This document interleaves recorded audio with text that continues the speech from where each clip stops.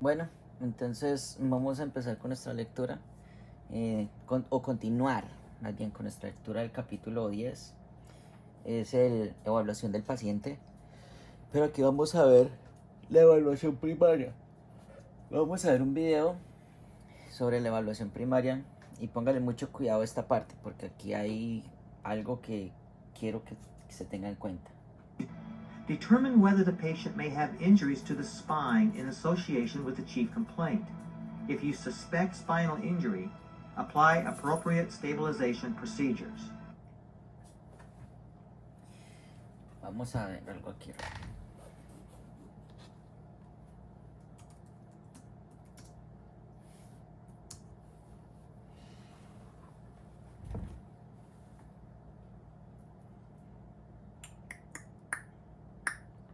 Aquí está.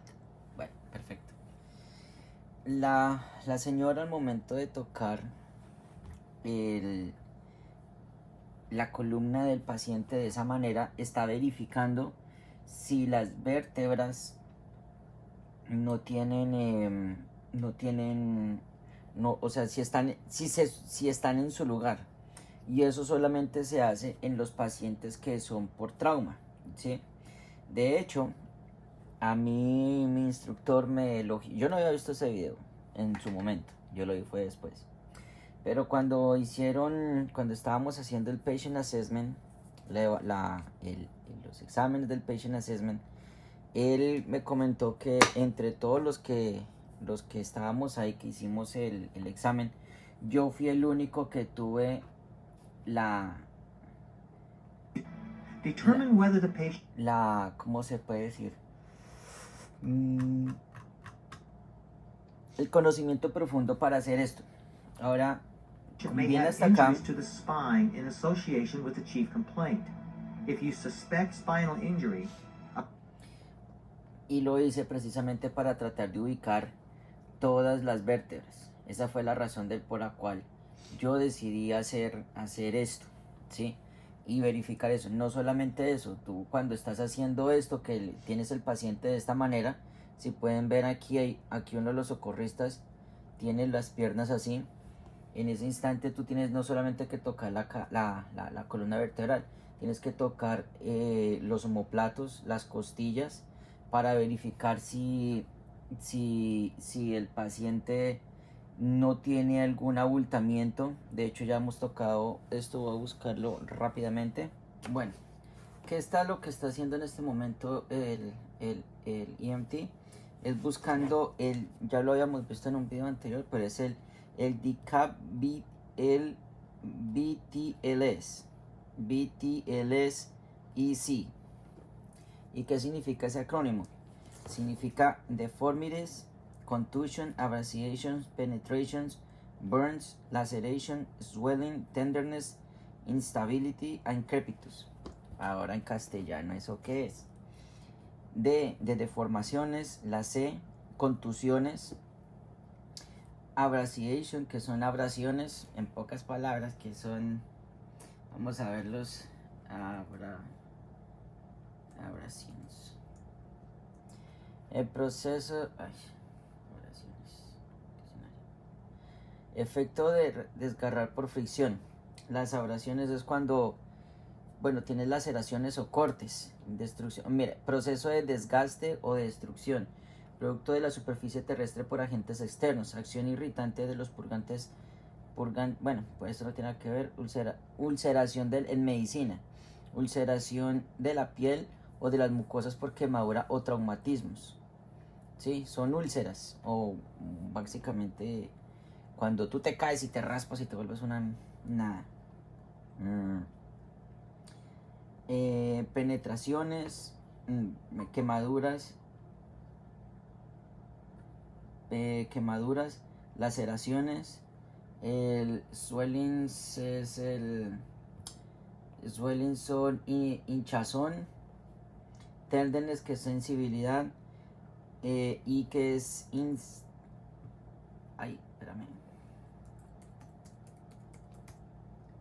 inestabilidad, ¿sí? Inestabilidad, y crepitus que es crépitos que son básicamente es el roce entre los huesos. Por ejemplo, cuando tú te fracturas un hueso, por ejemplo, el radio, y tú empiezas a tocar y sientes ese crepitus que son los el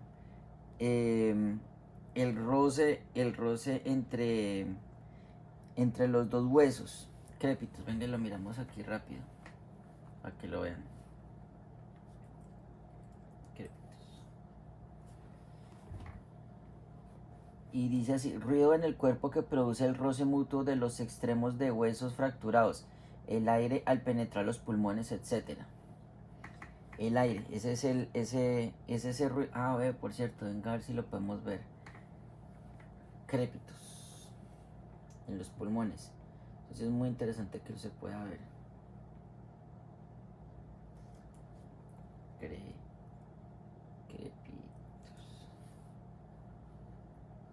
en los pulmones. 8 tipos de sonidos en los pulmones que... Uy, esto es muy importante. Ah, tienen que seguir a este man, yo lo sigo. El paramédico coach. Pero vamos a ver este.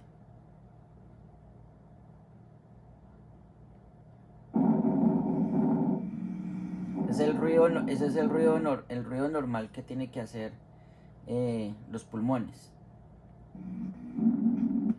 Cuando es bronquial, bronquial, los ruidos bronquiales.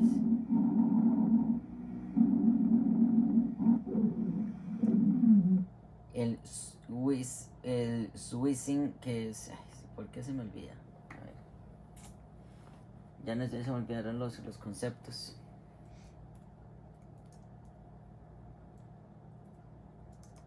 Eso igual lo vamos a ver en cuando estemos viendo el aparato, bueno, cuando estemos viendo todo lo de los pulmones. Sibilancias. Las sibilancias.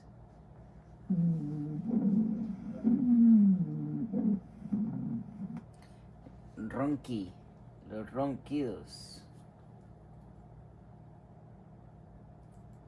Ronkai. Ronquidos.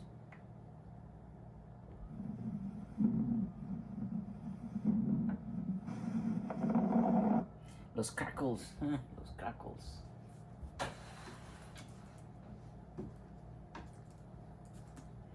Que son crepitaciones finas.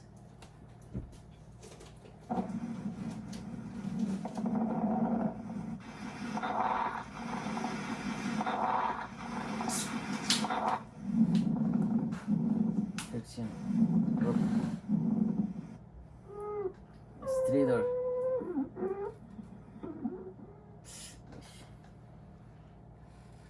Hay unos sonidos que son increíbles de escuchar, definitivamente. Pero ya lo vamos a ver, ya lo veremos más adelante. Oh, hey, I'm here to teach you lung sounds. So our first lung sound we have, that's wheezing, that's wheezing. That's really, really tight lung, bronchoconstriction. Let's listen again. Okay, that's rales. Rales, that's fluid in the lung. That's fluid in the lungs. We think about heart failure. Let's listen again.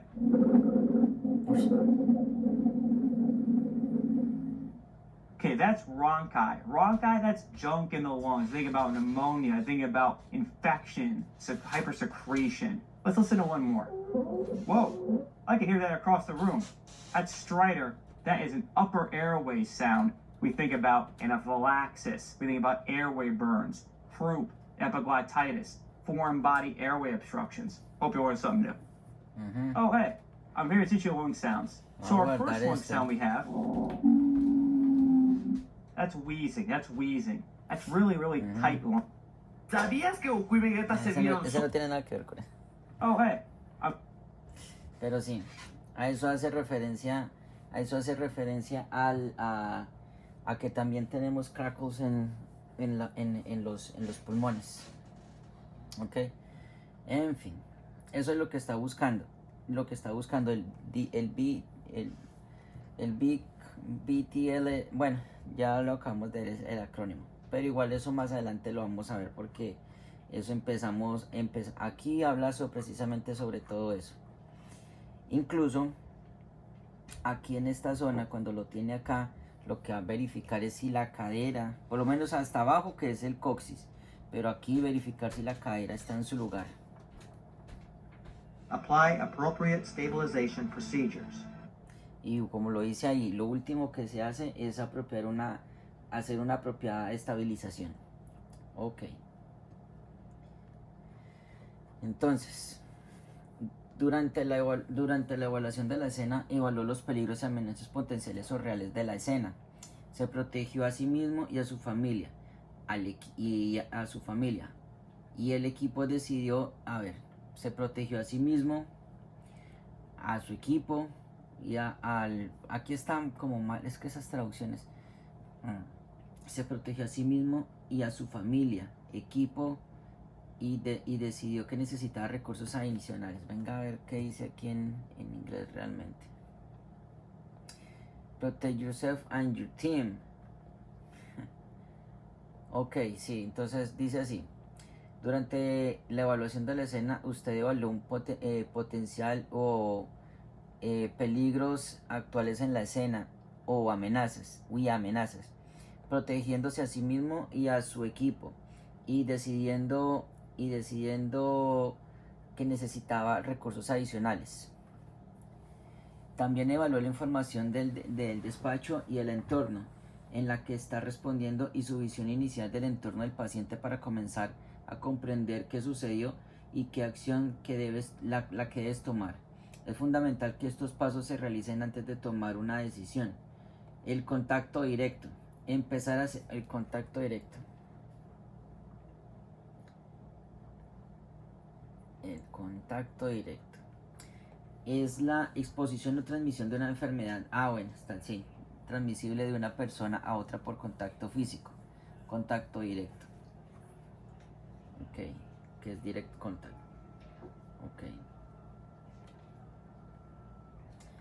Y empezar antes de tomar una decisión y empezar el contacto directo y centrarse en el paciente. Sin embargo, la evaluación del paciente comienza cuando se evalúa al paciente y se comienza la evaluación primaria. ¿Qué es la evaluación primaria? Es un paso dentro del proceso de evaluación del paciente que identifica e inicia el tratamiento de amenazas inmediatas y potenciales a la vida. Ya lo hemos visto.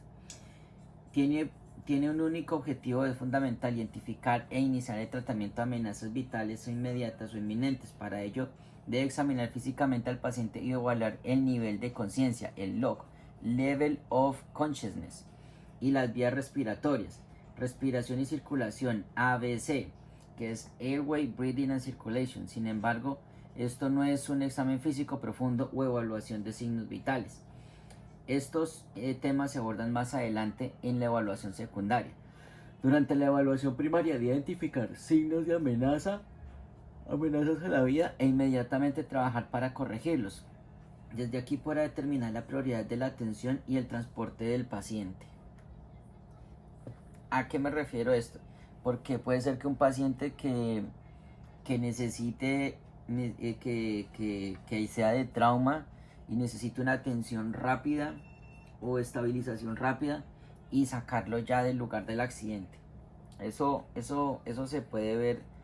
Eso se puede ver en el instante en el que haces el tratamiento al paciente. Ok, este formato que tengo acá está descargado del National Registry of Emergency Medical Technicians, Advanced Level Psychomotor Examination, Patient Assessment Trauma. O sea, esta evaluación que te hacen a ti en el momento que tú vas a evaluar a un paciente, o te van a hacer a ti la evaluación de cuál va a ser tu evaluación hacia un paciente por trauma, ¿sí?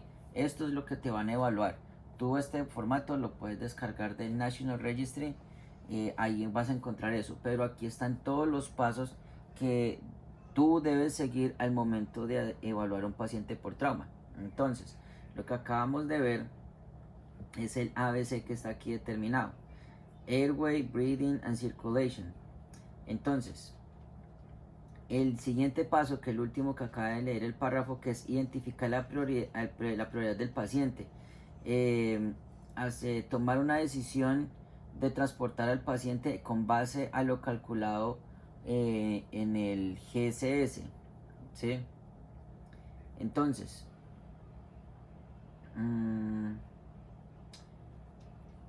ya con base a esto podemos determinar si le podemos, si necesitamos ese, como dice, empacar y vámonos, ¿sí? Ok. Ah, bueno, el log. El log, todo eso se determina acá en el momento, acá en este momento. Level of consciousness. Entonces, cuando tú llegas a hacer la evaluación primaria, verbalizas tu impresión general del paciente.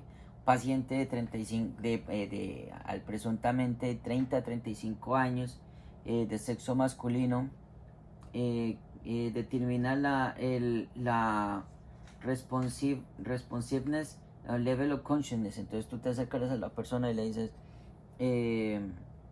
bueno, señor, aquí está el bombero Juan o el EMT Juan, venimos a ayudarle.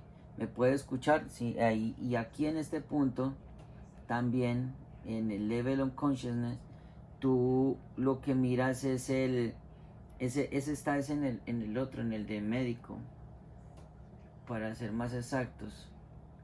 Y es en el nivel de consciousness, también evalúas el Glasgow Coma Scale.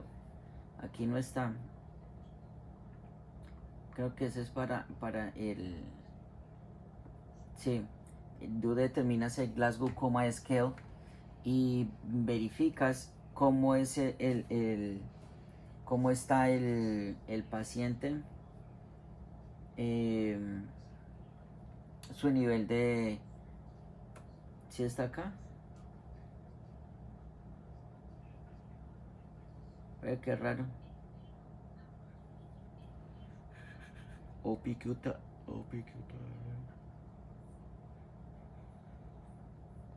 ¿Ve? Aquí le hace falta precisamente el Glasgow Coma Scale. Ah, qué pendejo. Si está ahí al lado, lo acabé de leer.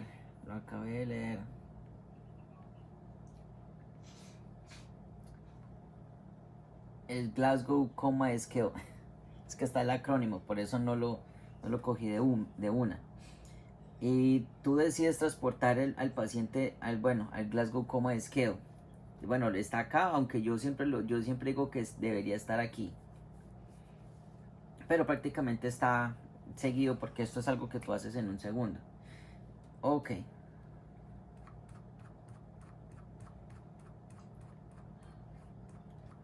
Formar una impresión general. Cada vez que conoces a alguien nuevo, formas una relación inicial, impresión general sobre esa persona. Formando la impresión general de un paciente es un proceso similar, pero el enfoque está en la identificación rápida de problemas potencialmente mortales. La impresión general se forma para determinar la prioridad de la atención y es la primera parte de su evaluación primaria. Esto incluye anotar cosas como la edad, el sexo, la raza y el nivel de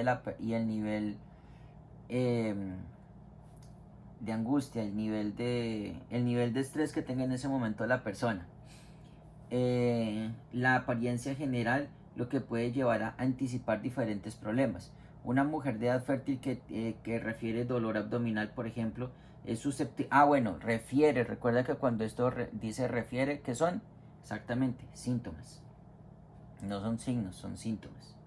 Por ejemplo, es susceptible a un espectro significativamente diferente de posibles afecciones que un hombre de mediana edad con la misma dolencia debido a diferentes tanto fisiológicas como anatómicas. Piensa en tu impresión general como una evaluación visual general. Recopila la información a medida que se acerca al paciente. Asegúrese de que el paciente lo vea acercarse para evitar sorprenderlo o que se gire para verlo. Claro, porque si hace esto y tiene una lesión cervical, hasta ahí fue. Entonces siempre lo mejor no es entrar de lado, sino entrar como por este lado o así. Sí, lo que hay que evitar es al máximo, si la persona está consciente, es evitar que esa persona mueva su cabeza. Lo que puede evitar, ok. Asegúrese de que el paciente lo vea acercarse para evitar sorprenderlo o que se gire para verlo, lo que podría agravar las lesiones. Observe la posición del paciente, si se mueve o está quieto. Ahí es donde se mira el log, que es el level of consciousness o el nivel de conciencia de la persona, que usted en pocas palabras se presenta. Ah, señores, el bombero Juan, venimos a ayudarlo. Y si la persona no le responde, entonces tú ya empiezas a evaluar su nivel de conciencia. Ah, bueno, no está respondiendo, entonces yo puedo, tengo consentimiento implícito, ¿sí? O le doy el consentimiento informado, ¿sí? Que si puedo entenderlo, porque ahorita pues toca, ¿sí? O siempre toca hacerlo, pues para evitar problemas legales de que por qué tocó a la paciente. Si la paciente solamente estaba dormida, por ejemplo, y tú llegaste y la tocaste y nunca le preguntaste, ¿sí? Porque esto se puede prestar incluso para malos entendidos. Evite pararse sobre el obviamente, evite pararse sobre el paciente. Esto ayuda a mostrar respeto por él y a que se sienta cómodo y menos amenazado al comenzar su evaluación. Refiérase al paciente por su nombre. La impresión inicial continúa durante la introducción. Preséntese al paciente diciendo algo como: hola, soy Sam, un técnico en emergencias médicas del departamento de bomberos, y estoy aquí para ayudarlo. Después de presentarse, pregúntele al paciente sobre la queja principal, o sea, el chief complaint, o sea, cuál ha sido la razón por la que lo han llamado. ¿Puede el paciente responder a su saludo con facilidad y de forma adecuada? Su respuesta puede ayudarle a comprender el estado de conciencia, las vías respiratorias, permeabilidad, el estado respiratorio y estado circulatorio general antes de comenzar el examen. Ok, nuevamente. Puede que el paciente responder su saludo con facilidad y de forma adecuada. Su respuesta puede ayudarle a comprender el estado de conciencia. ¿A qué me refiero? El estado de conciencia del paciente puede ser que el paciente tuvo un bajón de azúcar, por ejemplo, puede ser eso. Entonces, cuando empieza a disvariar, todo eso son síntomas que se pueden mirar. Su respuesta puede ayudarle a comprender el estado de conciencia, la permeabilidad de las vías respiratorias, el estado respiratorio y el estado circulatorio general antes de comenzar el examen, o sea, el ABC. A veces las afecciones potencialmente mortales son evidentes incluso durante la impresión general. Si se detecta una afección potencialmente mortal, trátela inmediatamente. Entonces CAB, ¿sí? Circulation, Airway and Breathing.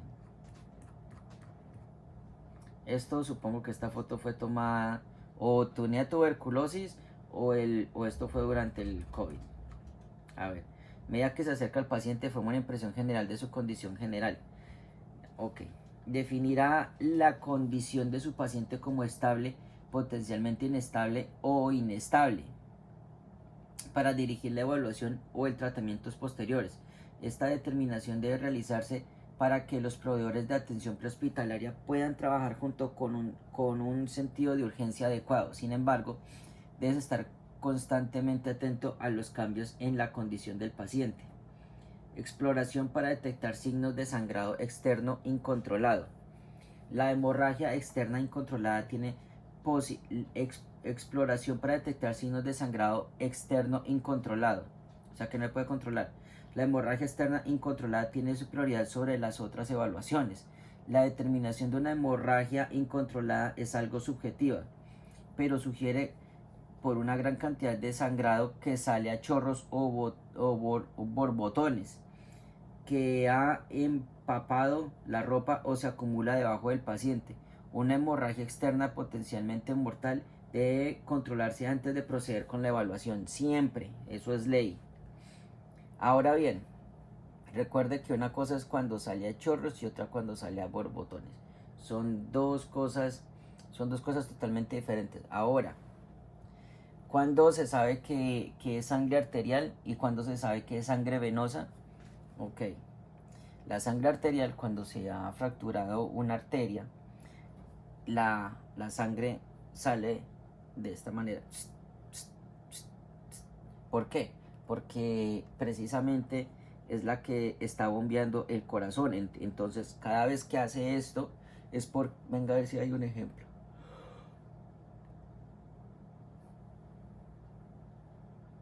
Ay.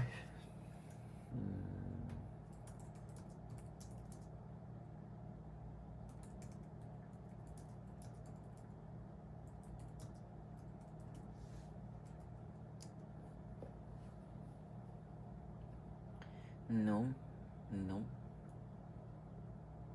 Creo que este sí. Distinguir entre hemorragia de... Hoy vamos a distinguir entre hemorragia venosa y hemorragia arterial latente. La hemorragia venosa se caracteriza por un color de sangre más oscuro, sale de forma continua como si babeara y suele controlarse con presión directa. Sin embargo, la arterial suele ser de color rojo brillante, sale de forma abundante e intermitente, acompañando al latido del corazón. Y mirad, en ocasiones puede ser incontrolable haciendo presión directa y estaría indicado resolver con un torniquete homologado. Hoy vamos a distinguir en... Mejor no lo puedo explicar. Entonces, nuevamente, la sangre venosa es como si te dieras un... bueno, además de que es oscura. ¿Y por qué es oscura? Porque ya no tiene oxígeno. Entonces, cuando se está regando, hay una imagen más adelante, no sé si es aquí o más adelante, habla sobre el sangrado y cómo se ve la sangre, que solamente que se va regando así nomás, ¿sí? Por eso cuando tú te cortas aquí, tú ves que te empieza a salir la sangre así nomás. Entonces se ve de esa manera y se ve oscura. Pero cuando es sangre arterial, sale primero con los latidos del corazón, como lo decía en el video, que hace tss, tss, tss, tss. Y que puede pasar en cualquiera de los dos casos, que la persona se puede empezar a quedar sin sangre y empieza a quedarse y puede producir un shock. Creo que el shock es que sale esa imagen. Se puede producir un shock. Entonces, recuerden que hay 3 etapas. ¿Cuáles son? El compensatorio, descompensatorio e irreversible. Entonces, ¿por qué pasa eso? Porque todo nuestro cuerpo son una serie finita de canales donde se transporta la sangre. Entonces va a haber un momento en el que, recuerden, 6 litros de sangre, va a llegar el momento en el que la sangre no va a poder, ¿cómo se dice? No tiene un escape toda la tubería, ¿sí? Entonces el corazón sigue bombeando y la sangre sigue saliendo. Entonces, ¿qué va a pasar? Pierde presión y la sangre, tú te puedes desangrar, puedes caer en un shock. Más adelante vamos a ver todos los tipos de shock, porque hay un capítulo dedicado a todos los estados de shock, absolutamente a todos. Ok. Entonces, recuerden que siempre la sangre es lo que van a evaluar primero, siempre eso es algo de lo que se tiene que evaluar primero en el momento en el que van a acceder a un paciente. Y no se les olvide los elementos de protección personal, muy importante, ¿ok?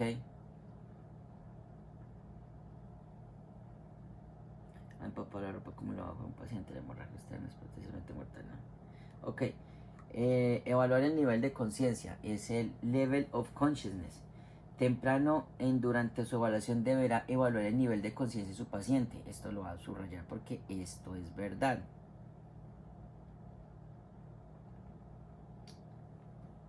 Aunque aquí, ok, esta parte también, porque es muy importante. La sangre, bueno, para irnos nuevamente un punto atrás, es el sangrado externo no controlado tiene prioridad sobre las otras evaluaciones. Que no se nos olvide. Ok, entonces durante su evaluación temprana deberá evaluar el nivel de conciencia del paciente. Esto le ayudará a determinar rápidamente si el paciente tiene una lesión potencialmente mortal y hasta qué punto podrá proporcionar información fiable sobre su propia condición, así como seguir sus instrucciones. Aquí es como esto de seguir sus instrucciones esa es la razón por la cual yo digo que aquí también debería estar bueno, entonces es por esa razón que yo considero que aquí debería estar el Glasgow Coma Scale. Entonces vamos a buscarlo. Bueno, entonces el Glasgow Coma Scale se da, es solamente, pues, hemos estado hablando de precisamente de los pacientes de trauma. Entonces, esto se da precisamente es para los pacientes que han sufrido algún traumatismo cerebral, ¿sí? Por ejemplo, las personas que utilizamos moto. Por ejemplo, no quiere decir que... Por ejemplo, las personas que utilizamos moto, pues entonces son muy propensos a que tengan un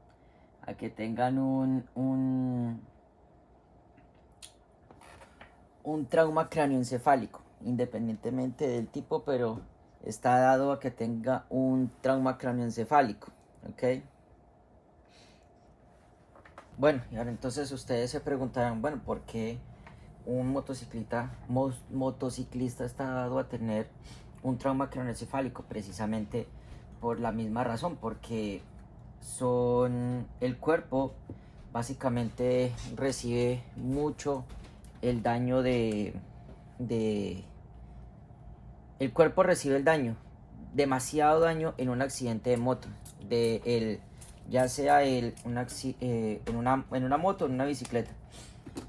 Por eso, por ejemplo, en Bogotá se escuchan mucho de los accidentes en moto y los accidentes de los motociclistas, de las personas que andan en bicicleta, precisamente por eso. Entonces, bueno, esto se creó precisamente fue para determinar no el estado de conciencia, porque para eso está el log, pero se hizo para determinar el daño cerebral que se le ha causado a la persona o que la persona ha sufrido, ¿sí?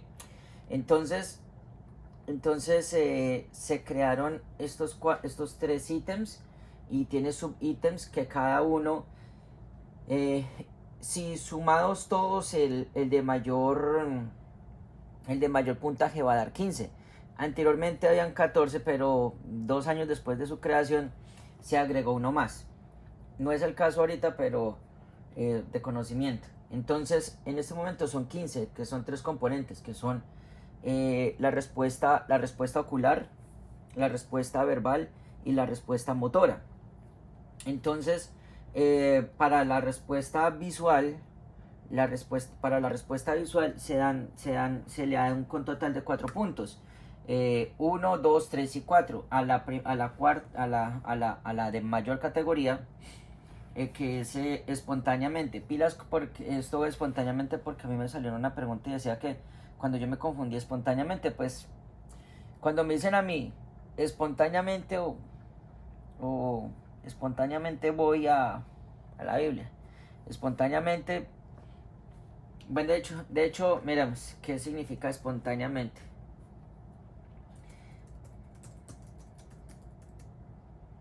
Espontáneo, voluntario o de propio impulso.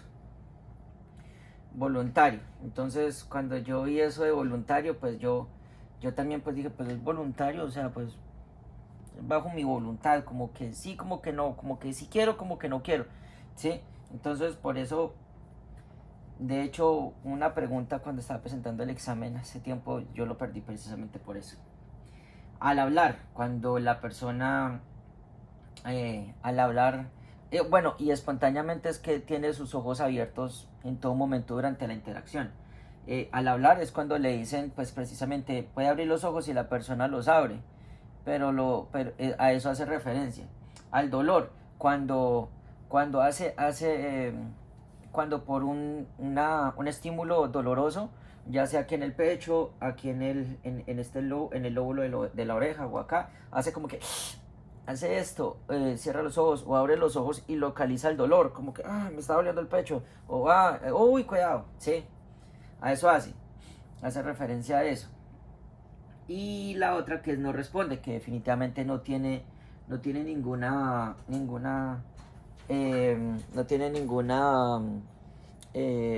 respuesta. La otra que es la respuesta verbal, que está orientada al tiempo, la persona y el lugar. Entonces es cuando le preguntan si sabe dónde está, y la persona va a decir, sí, estoy en mi casa, me caí de las escaleras.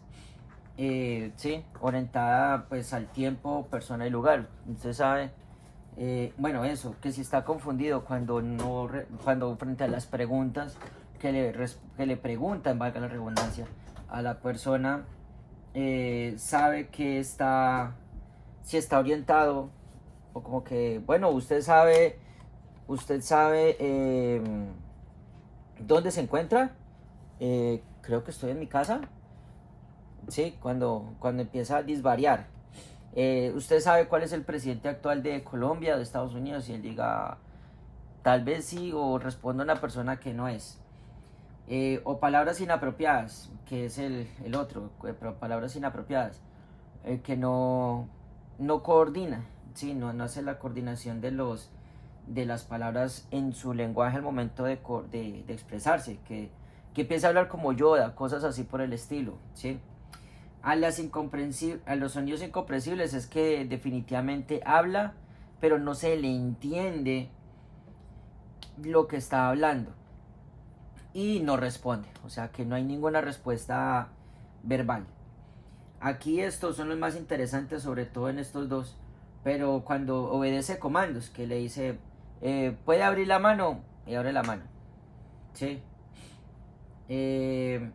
Mueve y localiza el dolor, cuando llega y dice, sí, me duele aquí, me duele mucho el brazo, me duele mucho el brazo, el codo o el hombro me duele demasiado. Entonces localiza el dolor, ¿sí? Mueve y localiza, se mueve al localizar el dolor, lo mismo que le toca así, sí, hace esto. Flexiona, ¿por qué siempre se me olvida este?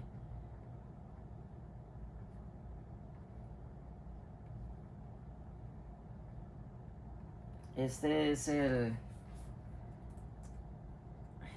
un movimiento.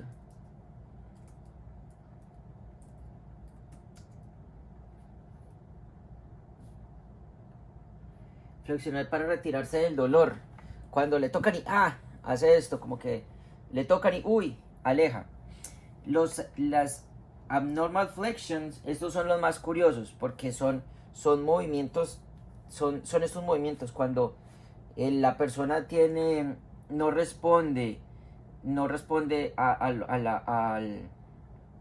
tiene, por ejemplo, esta respuesta visual, no tiene respuesta al hablar, y tiene los brazos así, y los pies los tiene estirados. Este es demasiado interesante. Abnormal flexion, Glasgow Coma Scale. Esta es.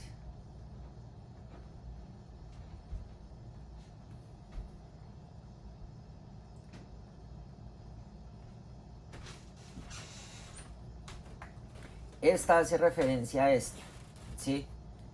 Cuando abnormal flexion es cuando el cuerpo está haciendo esto, abnormal flexion, y tiene la punta de los pies estirados, ¿sí? Tiene sus piernas rígidas. La diferencia entre esta y esta es la postura, ¿sí? Que precisamente es abnormal extension, que es hacer esto. De hecho, yo no sé si ustedes han visto videos, desafortunadamente, de personas que están discutiendo, están peleando y que los tumban al suelo, y cuando le tumban al suelo empiezan a moverse de esa manera, ¿sí? Y ustedes lo van a encontrar de esta o de esta posición y empiezan a hacerse así, y entonces dicen, está convulsionando. Ha sufrido un trauma craneoencefálico severo, de categoría, que esta es a la que se le da al número 3 y número 2, que es abnormal extension, y la otra es que definitivamente no responde, ¿sí? Definitivamente no responde. Y lo mínimo que se le puede dar en la puntuación de estos tres son 3. Ahora se preguntarán, ¿por qué es 3 si es 1? Porque es que la sumatoria de este y ese pues da 3, entonces esa es la menor, y eso quiere decir que el paciente está mal, o sea, está mal.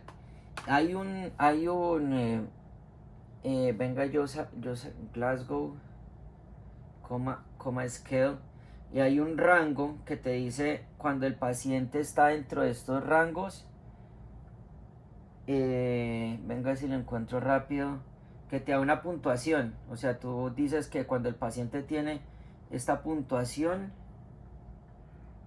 le toca...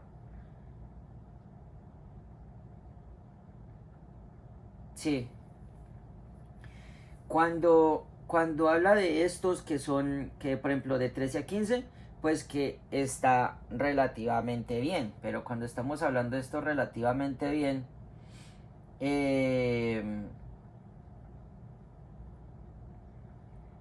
vamos a hacerlo aquí muy rápido.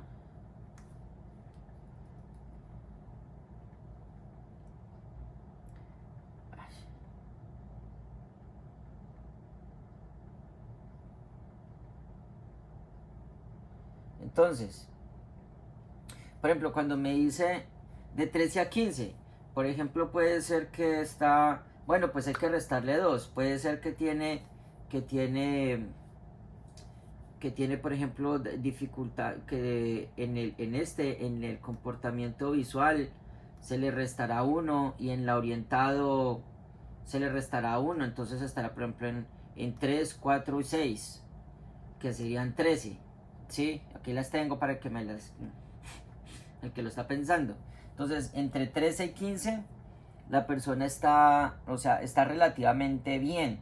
Cuando tiene un daño cerebral moderado, está entre 9 y 12.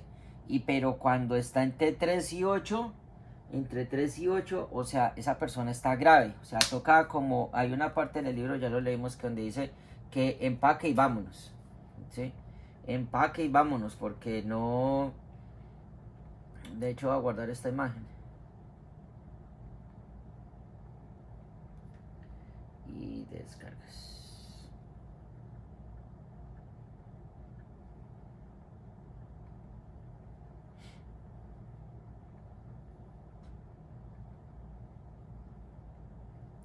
Entonces, a eso hace esta parte de referencia del Glasgow Coma Scale. ¿Ok? Esto hace referencia a eso. Bueno, entonces, teniendo en cuenta esto, continuemos nuevamente con esta parte. Dice que entonces el nivel de conciencia, evaluar el nivel de conciencia, perdón. Nuevamente ya lo resalté. Temprano, durante su evaluación, deberá evaluar el nivel de conciencia del paciente. Esto le ayudará a determinar rápidamente si el paciente tiene una lesión potencialmente mortal y hasta qué punto el paciente podrá proporcionar información confiable sobre su propia condición y seguir sus instrucciones. Es por esa razón que yo comentaba lo del Glasgow Coma Scale, ¿sí? Solo por esta parte.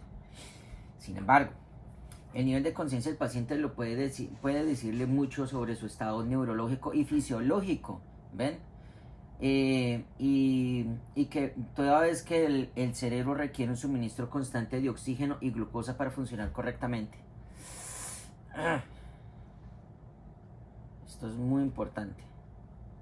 Demasiado, diría yo. Y esto lo vamos a ver más adelante. Nuevamente, entonces ténganlo en cuenta.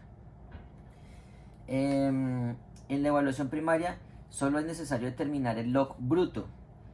¿A qué se refiere esto? El log bruto, pues que si responde o no, ¿sí? Eso hace referencia al log bruto. Si responde o no responde, ya. Si lo respondió, entonces para poder, ¿por qué razón? Porque esto lo hace con el ánimo de determinar, bueno, uno, por ejemplo, pedir como se menciona, el acceso al paciente. ¿Cómo así que el acceso al paciente, John? Pues sí, pues cuando hace referencia de que, señor, necesito atenderlo. Recuerde, el consentimiento implícito, el consentimiento informado y todo eso que ya hemos hablado de un capítulo mucho más atrás. Entonces, ahí viene algo muy importante, que es la escala AVPU. A-V-P-U. Se utiliza para evaluar el nivel de conciencia log de un paciente, su respuesta a estímulos externos, incluyendo estímulos verbales, sonidos y estímulos dolorosos, como pellizcar el muslo del trapecio en la parte superior del hombro del paciente. La escala AVPU pone a prueba a un paciente la sensibilidad basada en lo siguiente. Y vamos a ver qué dice la escala AVPU. Dice, es un método para evaluar el nivel de conciencia determinando si el paciente está despierto y alerta, responde a estímulos verbales y al dolor o no responde.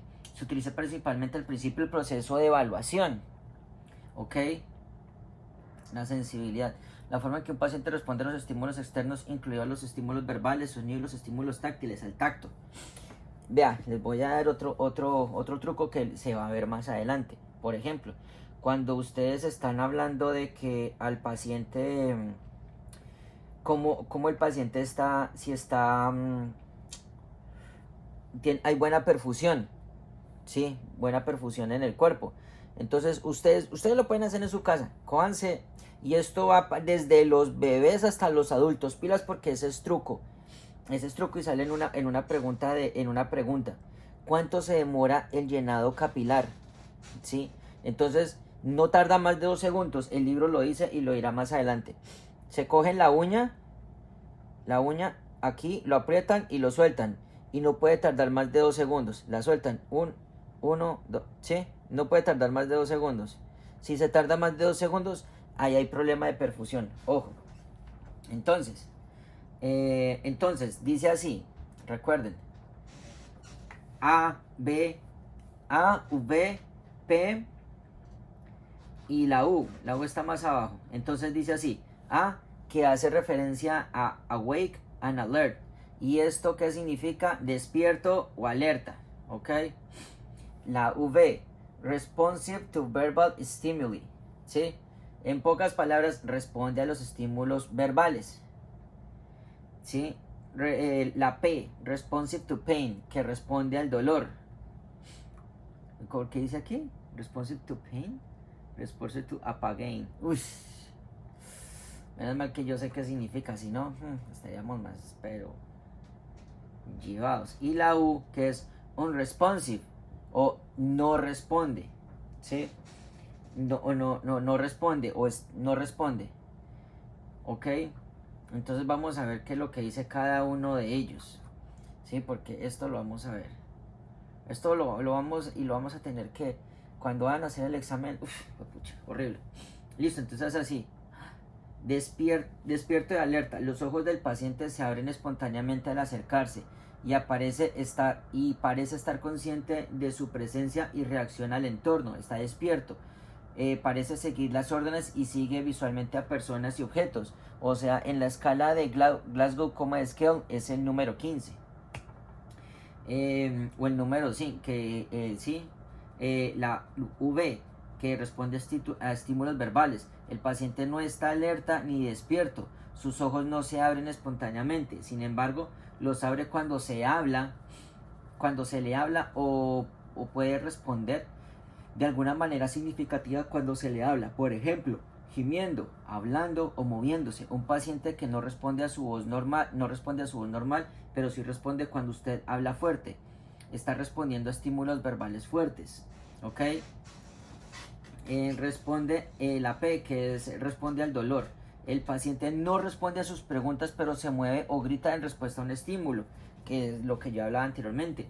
Existen métodos apropiados e inapropiados para aplicar un estímulo doloroso. Tenga en cuenta que algunos métodos pueden no dar un resultado preciso si su médula espinal hay lesión presente. Por ejemplo, vamos a verlo. En este caso, le va a hacer aquí, es el que le hace con los nudillos. Si él se mueve, ahí estamos hablando de que responde a los estímulos dolorosos, ¿sí? Uno es este. El otro es pellizcar en el cachete. Pero no lo veo apropiado, no me gusta, pero está bien. El otro es aquí en el trapecio, aquí en el hombro, ¿sí? En vez de aplicar yo prefiero hacer dolor acá, porque el dolor es muy intenso, esta parte es muy sensible.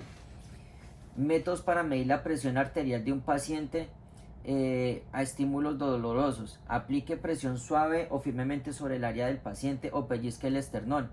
Aplique presión o pellizque suavemente pero con firmeza en el posterior borde del paciente en la mandíbula. Yo no estoy de acuerdo con ese porque para eso está esto. Presione con suavidad pero con firmeza el músculo del trapecio en la parte superior del hombro, ya lo acabamos de decir. Y lo último, que es un paciente que no responde. Un paciente que no responde espontáneamente ni a un estímulo verbal o doloroso.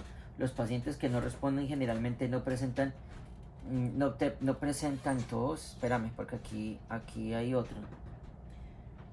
Gag reflex. Cuando hacen gag reflex es esto. Sí. Estímulo en responsable para al toser y a los reflejos del vómito. Creo que es esto. Sí. Generalmente no presentan tos ni reflejos nauseosos. O sea que hacen esto. Carecen de bueno, pero ¿qué dice esto frente a eso? Gag reflex.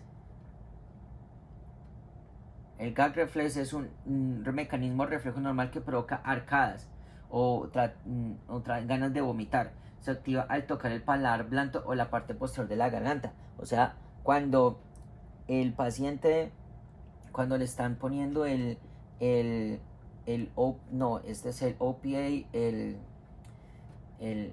OPA, orofaringeal device, OPA, el OPA y el NPA, nasofaringeal device. Cuando se lo están metiendo empieza a hacer esto. Eso es un reflejo. ¿Ok? Y carecen de capacidad de proteger sus vías respiratorias. Si tú estás en esto y tienes dudas sobre si un paciente realmente no responde, asuma lo peor y trátelo adecuadamente. Si un paciente no responde a eso, mejor dicho, está mal. Palabras de sabiduría. Al utilizar la escala AVPU, asegúrese de observar la respuesta del paciente. Toque repetidamente con los dedos a un paciente con dificultades auditivas. Sí, ya me acuerdo. Ya les explico por qué. Si responde, observe que aunque tiene dificultades auditivas, responde al toque. ¿Sí? ¿Por qué? Porque, por ejemplo, esto se puede hacer en caso de los adultos mayores que de pronto no utilizan ayuda auditiva, ¿sí? Entonces ellos no van a oírte, por más que empieces a gritar o algo. Pues de hecho hay una pregunta de esas, ya hemos hablado de eso, de que hay pacientes de que de pronto tienen dificultades para oír, y al tener dificultades para oír, pues ¿qué pasa? Pues que no vamos a poder determinar si el paciente no responde a esto. Entonces pues tú dices, pero ¿por qué no me responde? ¿Sí? Y es que si no te respondes porque el paciente precisamente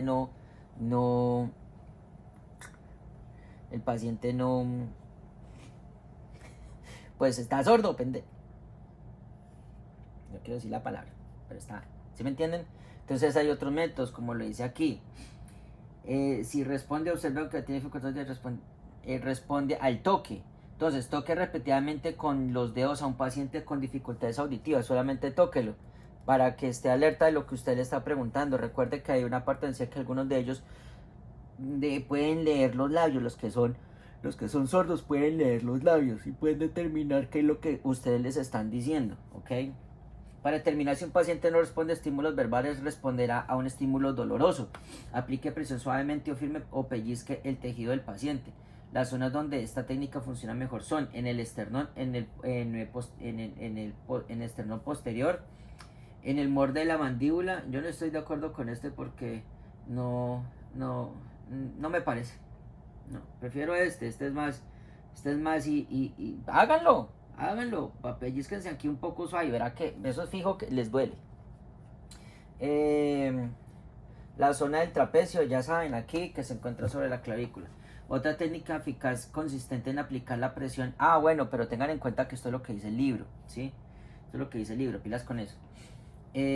A lo largo de la... otra técnica eficaz consiste en aplicar presión ascendente a lo largo del borde orbital, en la parte inferior de la ceja. Aquí es acá, creo que es. En el borde orbital, aquí, en esta parte. En la parte inferior de la ceja, o acá, sin presionar el glóbulo ocular, sí. Un paciente que gime o retrae, eso no debe tan necesario. Solamente con el del oído es suficiente. Recuerda que el objetivo no es causar el máximo dolor posible, sino observar si el paciente responde o se retrae ante la sensación de dolor en un lugar donde se le ha causado. Ten en cuenta que un paciente que que permanece flácido y no se mueve ni emite sonido, se considera insensible. Esa no es la palabra. Se considera un responsable.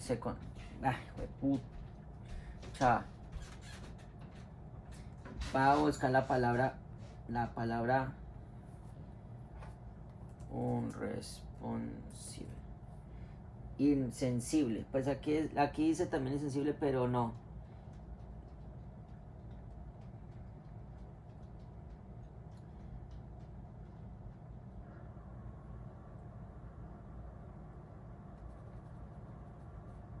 No responsivo. No, o sin respuesta. Un responsive. Que no, pocas palabras, que no responde. No se les olvide esto. Para un paciente que está alerta o responde a estímulos verbales, evalúe a continuación la orientación. La orientación evalúa el estado mental del paciente comprobando su memoria y capacidad de pensamiento. La prueba más común en la prueba evalúa la capacidad del paciente para recordar 4 cosas. Estas cosas, ok, la orientación, esto está aquí. El orientation test, memory taking, ok. The mental status. Evaluate the patient ability to remember 4 things. Y uno es la persona, el lugar, el tiempo y el evento. Si fueron policías o tuvieron conocimiento de algo de esto, esto lo van a saber inmediatamente. Entonces, uno, la persona, el paciente es capaz de recordar su nombre. O sea, sí, yo me llamo Juanito Pérez. El lugar, el paciente es capaz de identificar su ubicación actual. Ah, sí, esto me sucedió en mi casa. Yo estoy en mi casa, sucedió en el baño. El tiempo, el paciente puede indicarle el año actual, mes y día. ¿Usted sabe qué día es hoy? Sí, hoy es 1 de enero del 2025. A menos que no sea el día, ¿no? Evento, el paciente es capaz de describir lo que sucedió. Recuerde que el evento hace referencia con el MOI, que es el Mechanism of Injury, o el NOI, que es el Natural of Illness, ¿ok? A eso hace referencia esto.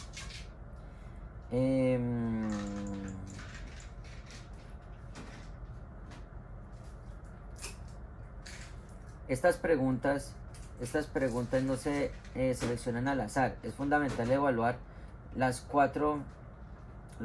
Evalúan la memoria a largo plazo, la persona y el lugar. La memoria inmediata.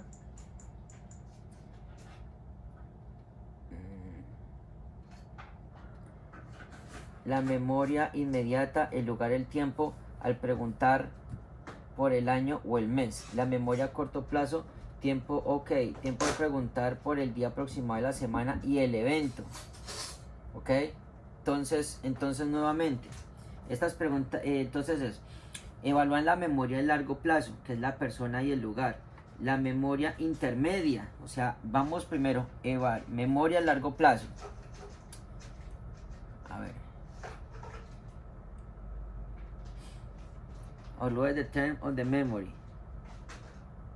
Primero. La segunda, ¿cuál es? Pero entonces hagámoslo así. La persona y el lugar. Memoria inmediata. El lugar, el tiempo que se le está preguntando, el año y el mes. Término corto. Memoria a corto plazo, tiempo al preguntar el día aproximado de la semana y el evento.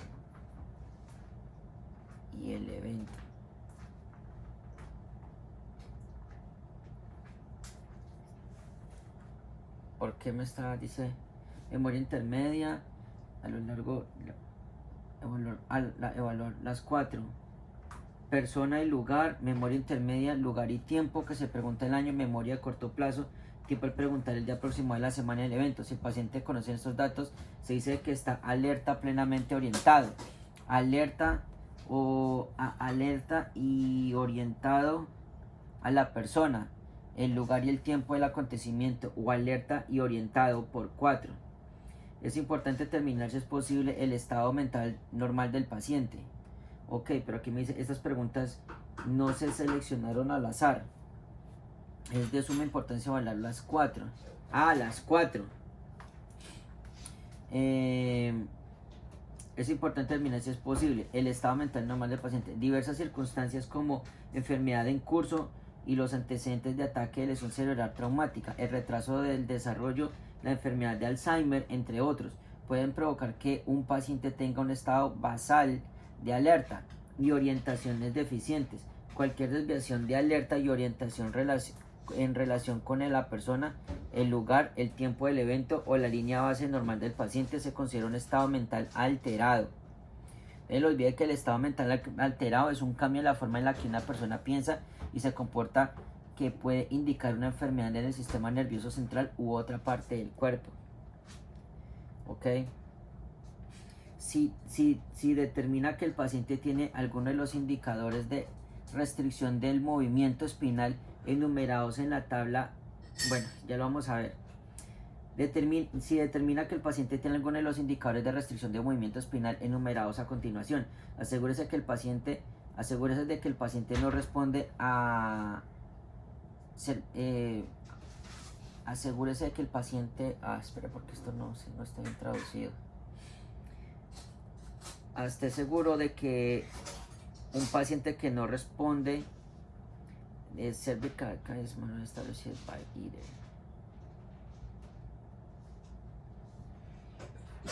Salud.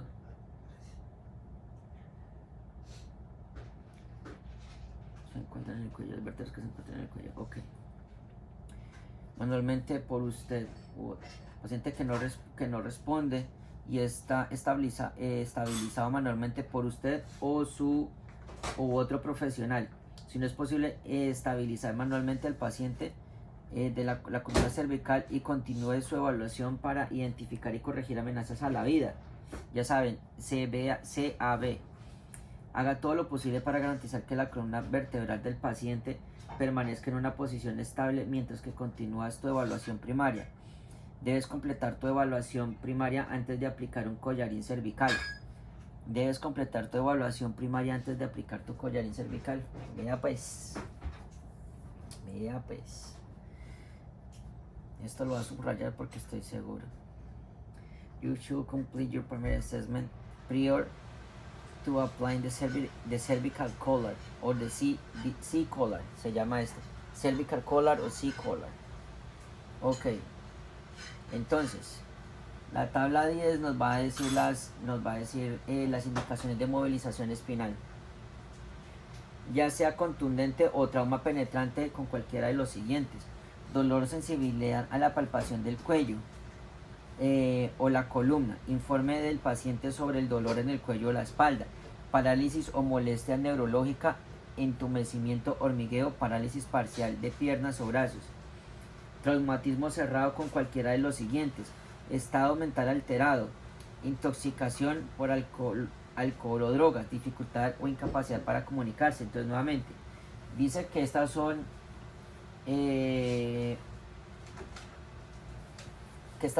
dos. En este cuadro nos habla de las indicaciones de por qué para inmovilizar el cuello. Entonces, nuevamente esta es ya sea contundente por trauma o penetración en cualquiera de los siguientes: trauma o penetración por un golpe o porque algo atravesó la cabeza, y el traumatismo cerrado con cualquiera de los siguientes. Nuevamente, entonces, cuando es por un golpe contundente, por ejemplo lo que hablábamos de los motociclistas, o de un trauma penetrante porque algo atravesó la cabeza. Entonces, dolor, sensibilidad a la palpación del cuello o la columna, informe del paciente sobre el dolor del cuello o la espalda, parálisis o molestia neurológica, entumecimiento, hormigueo, parálisis parcial de las piernas o brazos. Eso es lo peor. Traumatismo cerrado con cualquiera de los siguientes: estado mental alterado, intoxicación, alcohol o drogas, dificultad o incapacidad para comunicarse. Lesión por distracción. Ah, sí. Cualquier lesión que distraiga la atención del paciente de otras lesiones que pueda tener, incluso lesiones graves. Por ejemplo, un ejemplo es una lesión dolorosa. El fémur o tibia fracturada que evita que el paciente note el dolor en la espalda o cuello. Entonces, si el paciente, como el ejemplo que pone aquí, si tiene una pierna rota, el fémur, imagínense, si estábamos hablando del fémur o la tibia fracturada, nos puede distraer del dolor que es realmente grave, que es en este caso, por ejemplo, un dolor en el cuello o la espalda. Puede ser que esté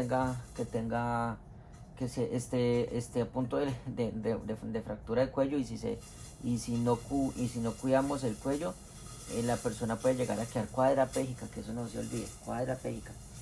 Identificar y tratar amenazas a la vida. Su papel como técnico de emergencias médicas es determinar si existe una amenaza para la vida y, de ser así, abordarla rápidamente. Una condición potencialmente mortal que puede conducir rápidamente a la muerte. Pilas.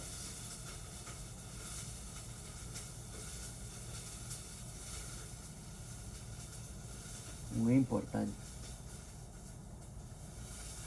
Es una condición potencialmente mortal que puede conducir rápidamente a la muerte. Este proceso rápido puede comenzar con la ausencia o pérdida de significado de comunicación entre usted y el paciente. En algunos casos el paciente está inconsciente cuando llegues. En otros casos, una persona gravemente enferma o lesionada pierde la conciencia de su entorno y pierde la capacidad de comunicarse. A menos que se le realice una intervención, puede producirse pérdida de conciencia. El paciente se vuelve totalmente insensible a los estímulos externos, y en ambas situaciones los muslos se aflojan, entre ellos los músculos de la mandíbula, lo que permite que la lengua se hunda contra la parte posterior de la garganta, obstruyendo las vías respiratorias. Cuando el aire ya no entra a los pulmones, el paciente deja de respirar, cortando la entrada del oxígeno y la liberación de dióxido de carbono. Uf. Aquí, en ambas situaciones, los músculos se aflojan. ¿Dónde está? El paciente está inconsciente cuando llegue. Rápido puede comenzar con la ausencia de pérdida significativa entre usted y su paciente en algunos casos. En caso menos que es una infección que puede. Bueno, el corazón no puede seguir funcionando sin oxígeno. Y pronto dejará de latir. Hambriento de oxígeno, el cerebro, las células comienzan a morir en pocos minutos, lo que provoca una enfermedad irreversible en un daño en el cerebro. Esto también es demasiado. ¿Dónde estás? El corazón no puede seguir funcionando. Aquí.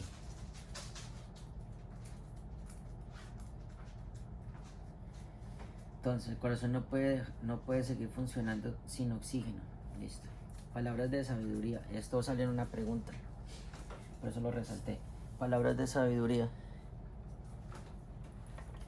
Palabras de sabiduría.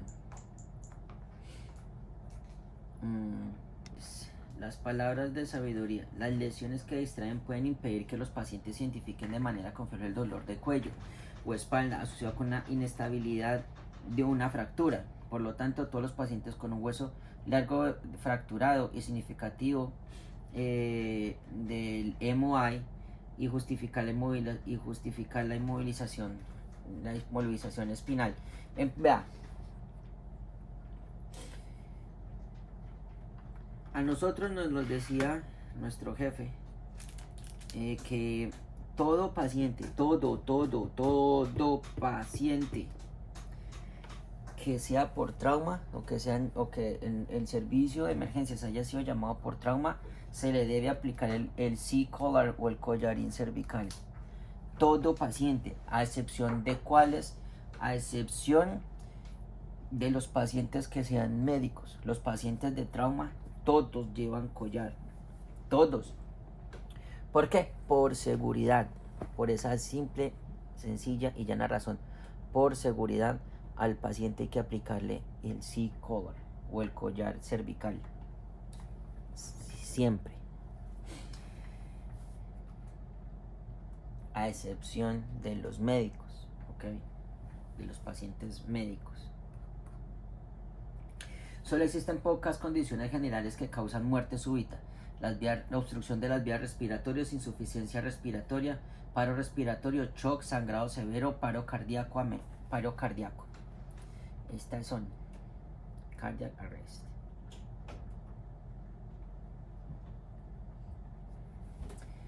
A menudo estas afecciones son manejables o incluso reversibles, pero para abordarlas es necesario reconocerlas rápidamente y tomar medidas inmediatas para corregirlas. Este es el proceso de la evaluación primaria. En la mayoría de los casos, la identificación y corrección de problemas que amenazan la vida comienzan con las vías respiratorias, seguido con la respiración y circulación, el ABC. Sin embargo, cuando un paciente está en paro cardíaco, los ABC pueden evaluar simultáneamente en el interés de minimizar el tiempo hasta la primera compresión. Además, cuando un paciente presenta una hemorragia potencialmente mortal, es más apropiado abordar primero la amenaza que representa la exsanguinación o una hemorragia, siguiendo una secuencia de circulación de las vías respiratorias y respiración, el CAB.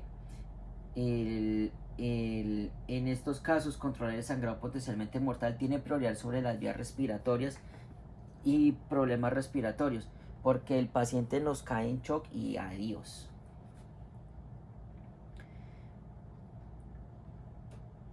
Entonces es muy importante resaltar esto, porque esto es fijo.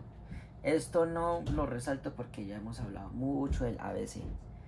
ABC, CBA, ABC y CAB. Evaluar las vías respiratorias. Las vías respiratorias puede producirse una obstrucción o un bloqueo parcial o completo del movimiento del aire que entra y sale de los pulmones. Por lo tanto, una perfusión inadecuada de todo el cuerpo. A medida que avances por los pasos de la evaluación primaria, manténgase alerta ante las señales de las vías respiratorias por obstrucción. Para evitar la muerte o discapacidad permanente de su paciente, asegúrese que las vías respiratorias permanezcan abiertos y patentar. Patent. ¿Qué es esto? Open Clear Obstruction. Ok. Abierto y libre de obstrucciones. Y adecuada. Nuevamente. Las vías respiratorias pueden producirse por una obstrucción o bloqueo parcial o completo del movimiento del aire que entra y sale de los pulmones, por lo tanto, inadecuada perfusión en todo el cuerpo.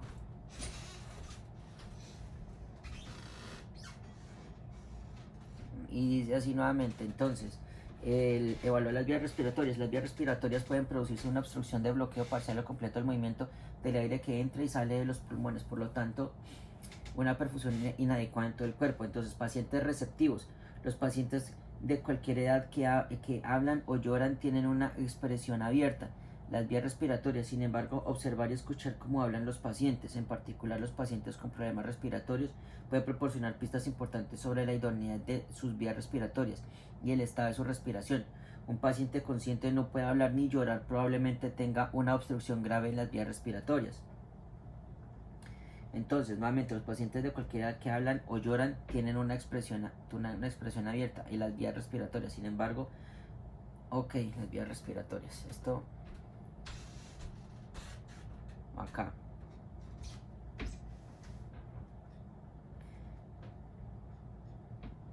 En pocas palabras, un paciente que habla, llora o gime por el dolor, que se está quejando, tiene las vías respiratorias abiertas y que puede respirar tranquilamente. O sea, ya eso es señal de que el paciente puede respirar. No hay que preguntar, no hay que verificar eso. Ya tú lo estás viendo, estás observando que el paciente puede ver, que el paciente puede, pues, que el paciente puede respirar. Entonces, sin embargo, observar y escuchar cómo hablan los pacientes, en particular los pacientes con problemas respiratorios, puede proporcionar pistas importantes sobre la idoneidad de sus vías respiratorias y el estado de su respiración. ¿Por qué? ¿Para qué hacen referencia a esto? Porque hay pacientes que empiezan así. Por ejemplo, voy a leer un pedacito. Un paciente que consiste que no puede hablar ni llorar. Probablemente tenga una obstrucción grave en las vías respiratorias. Sí, que pueda pronunciar 2 palabras por respiración.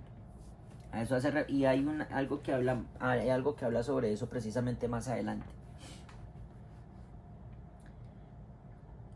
Entonces, un paciente, nuevamente,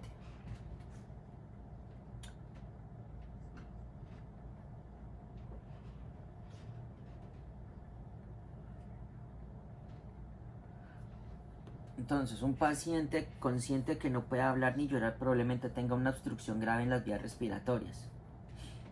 Si identificas un problema en las vías respiratorias, detener el proceso de evaluación y trabajar para limpiar al paciente las vías respiratorias.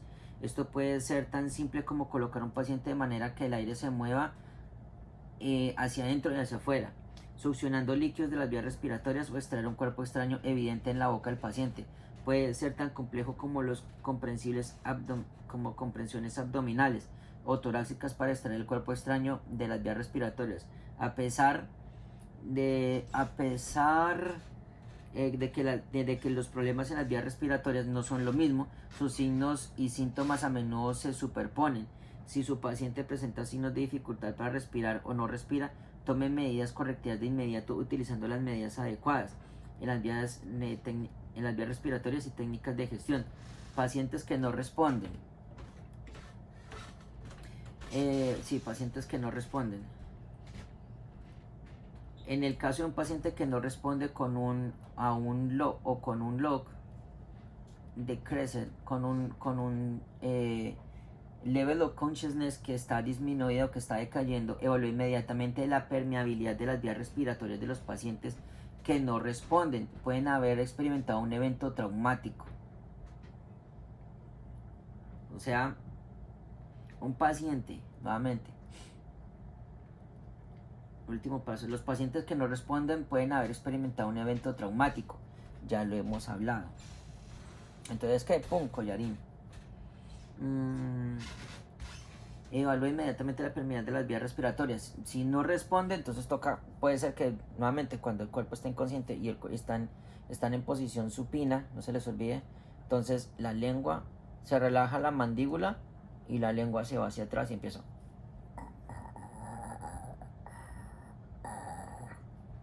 Ya tú sabes que el paciente no está respirando, entonces tienes que abrir, sacar la lengua, poner el OPA de una vez.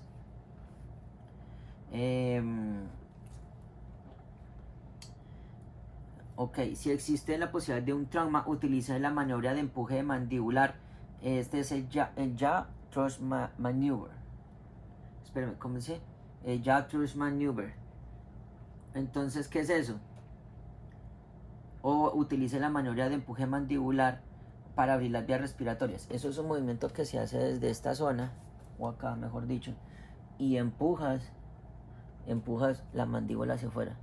Eso va a ser un paciente que no responde, que un paciente si se está haciendo el inconsciente, eso va a doler tanto que lo va a hacer reaccionar de alguna manera al estímulo doloroso.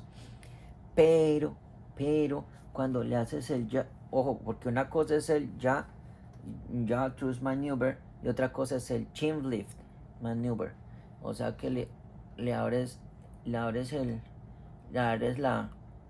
¿qué es esto? Básicamente es esto, para que le abras la boca, y el otro es esto. Empujas esto hacia afuera. ¿Para qué? Para que la lengua salga de la vía respiratoria o de la parte de acá, y ya puedas hacer el otro que es con el OPA, y aplicas el OPA y ya. Si no puede obtener si no puede obtener patentar o bueno, despejar las vías respiratorias utilizando la maniobra de empuje mandibular, o si puede confirmar que el paciente no experimentó un evento traumático, utilice la maniobra de inclinación de la cabeza, o sea, de tirar la cabeza hacia atrás, y la elevación del mentón. Nuevamente aquí, y eso se dice head tilt chin lift maneuver. Abrir y mantener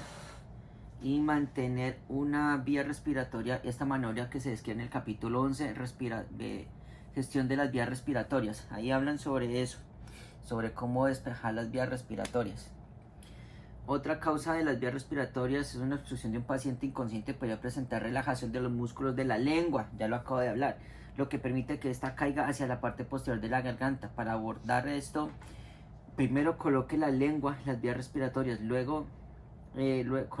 primero coloque la lengua de las vías, luego colocando una oral vía aérea nasal. Dentaduras postizas, coágulos de sangre. Ok, listo. Este pedacito que está mal traducido, que es primero coloqué el OPA. Aquí está. El oral o nasal airway. Aquí dice oral OPA. Oral pharyngeal airway o nasal pharyngeal airway. Miremoslo, verán. OPA, NPA. Puse 2 veces la O.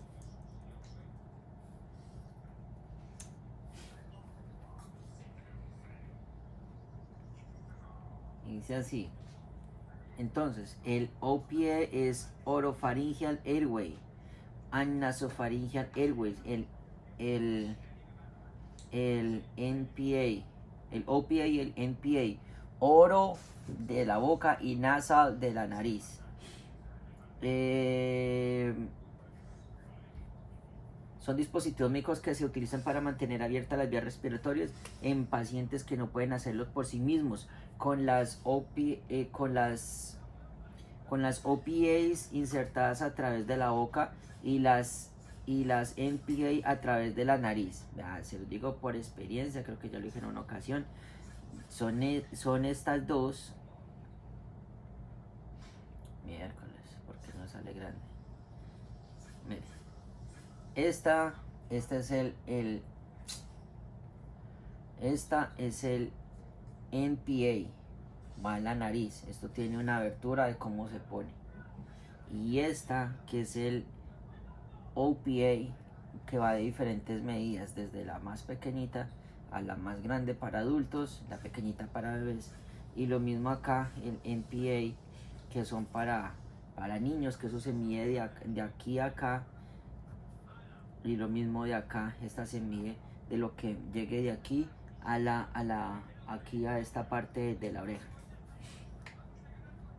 A eso hace referencia el OPA y el NPA. Y ya sabe que eso se aborda en el capítulo 11, que es el siguiente de este. Entonces, las dentaduras postizas, coágulos de sangre, vómitos, moco o los alimentos y otros objetos extraños también pueden causar una obstrucción. Estos pueden eliminarse con técnicas manuales y succión.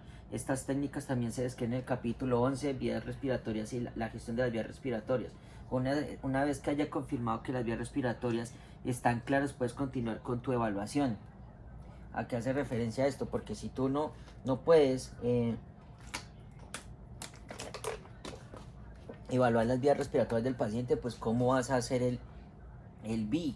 Ya tenemos el A, B y el C, que es circulation. Entonces, si no puedes evaluar la B, pues, ok.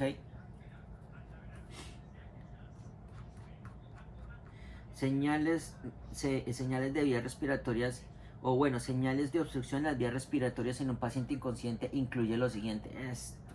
Esto sale. Traumatismo evidente, sangre u obstrucción. Un paciente que se haya golpeado la cara y no se le puede aplicar ninguno de estos. Ya tocará otro, que ya lo hará el paramédico, que es se me olvida el nombre de este, pero es que hacen una traqueotomía, creo que así es que se llama. Traumatismo evidente con sangre u otra obstrucción. Respiración ruidosa como ronquidos, burbujeos, gorgoteos, cacareos, estridor, que ya hablamos que estridor es el sonido respiratorio áspero agudo generalmente escuchando durante la inspiración, que es causado por un bloqueo parcial o estrechamente de las vías respiratorias superiores. Puede ser audible sin un estetoscopio, que en pocas palabras es esto, que está cuando solamente pasa en ese momento. u otros ruidos anormales. La respiración normal es silenciosa. Respiración extremadamente superficial o ausente. Cuando superficial es que solamente es así, suave, como que eso. O ausente, que no respira. Las vías obstrucciones pueden dificultar la respiración. Entonces está toda esta zona. Todo esto, signos y señales, signos, todo esto. Todo, absolutamente todo son esas señales. Y salen en el examen. Si existe alguna de estas condiciones, las vías respiratorias se consideran inadecuadas y debe abrirse utilizando la maniobra de inclinación de la cabeza y elevación del mentón. Succione según sea necesario y utilice unas vías respiratorias complementos según sea necesario.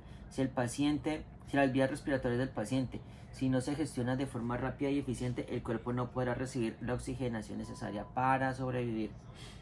Si existe alguna de estas condiciones respiratorias, consideren el cuerpo de inclinación de la cabeza y inclinación del mentón.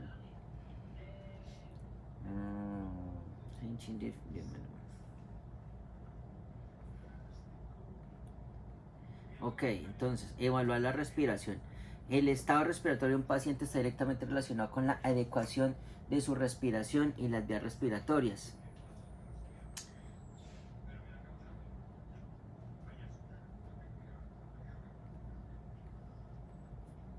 Una vez que se haya asegurado que el paciente tiene abiertas las vías respiratorias, confirme que la respiración del paciente es adecuada. Se dice que un paciente que respira sin asistencia tiene respiraciones espontáneas o respiración espontánea. Al evaluar la respiración del paciente, hágase las siguientes preguntas. ¿El paciente está respirando? O sea que yo le estoy viendo que sí, que la caja torácica se expande. ¿Está el paciente respirando adecuadamente? Porque una cosa es que sí está expandiendo la caja torácica y otra es que tenga esto, de hecho, ¿dónde está? Shallow, ¿cómo? A ver. Extremely shallow o absent breathing. Shallow breathing es que es como muy superficial, shallow, re superficial. Entonces hace eso, porque yo puedo estar respirando, pero lo estoy haciendo de manera inadecuada. ¿Sí no sé si me hago entender. O el paciente está hipóxico, que es hipóxico, que que tiene poca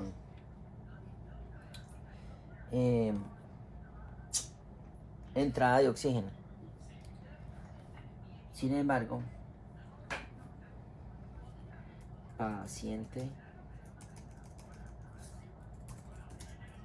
hipóxico.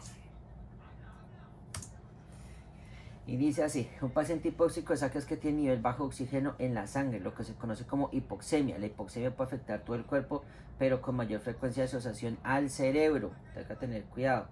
¿Y cuáles son los síntomas? Falta de aire, respiración rápida, respiraciones fuertes o rápidas o confusión. Las causas ya lo hemos visto, pero ¿cómo puedo ver esto? Con el oxígeno de pulso, oxígeno con el cosito que se ponen acá, que es, yo lo tengo acá casualmente, el oxímetro de pulso. ¿Qué se me hizo? Aquí está. Y el oxímetro de pulso.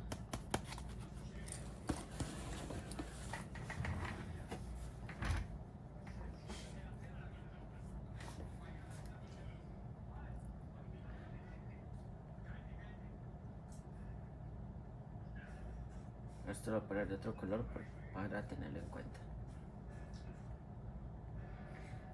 Y se debe realizar ventilaciones con presión positiva en pacientes que no respiran, cuya respiración es demasiado lenta o superficial. Si el paciente respira adecuadamente pero permanece hipóxico, administre oxígeno. El objetivo para la oxigenación para la mayoría de los pacientes es una saturación de oxígeno superior al 94%. Por eso está ese cosito, porque esto te muestra dónde está. El normal es entre 97 y 100. Por debajo de eso ya algo está pasando, pero cuando los pacientes tienen una oxigenación saturada por mayor al 94, pues está bien. Ok, respiración positiva. ¿Cuál es el de respiración positiva? Con el que te introduce en el aire, con la máquina, con la bolsa de respiración. ¿Ok?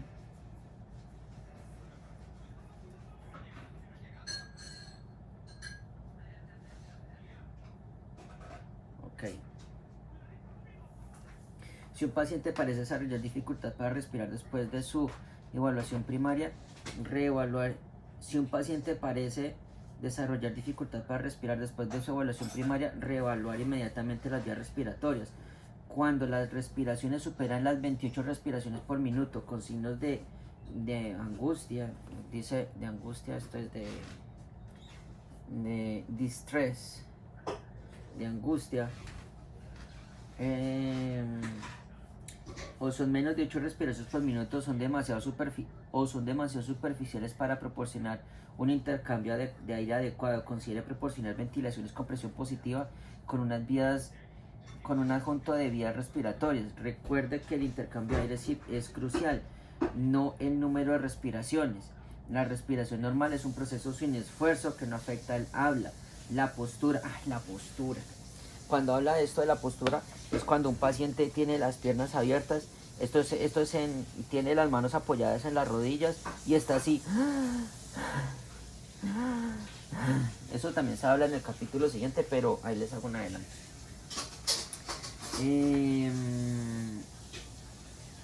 Me perdí. Ni la postura ni la ok, entonces me voy a volver al siguiente punto, al punto anterior. La respiración normal es un proceso sin esfuerzo que no afecta el habla, la postura ni la posición del paciente. El habla es un buen indicador de que si su paciente consciente tiene dificultad para respirar. Entonces, recuerda que el intercambio de gases es crítico, no número de breaths. Normal breathing, la respiración normal es un proceso que no afecta el agua, la postura ni la posición. El habla es un buen indicador de si un paciente consciente tiene dificultad para respirar. Un paciente que puede hablar con fluidez, sin pausas inusuales, respira con normalidad. Sin embargo, un paciente que solo puede decir una palabra a la vez o que debe detenerse cada 2 o 3 palabras para recuperar el aliento, tiene dificultad respiratoria significativa. Y esto sale en una pregunta.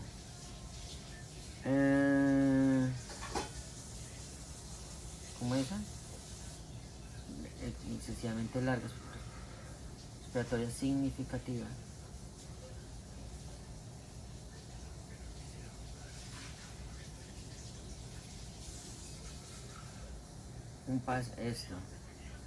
Esto sale en una pregunta.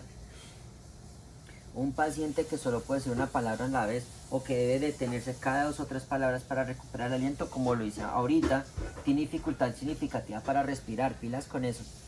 Las respiraciones normales no suelen ser superficiales ni excesivamente profundos, como que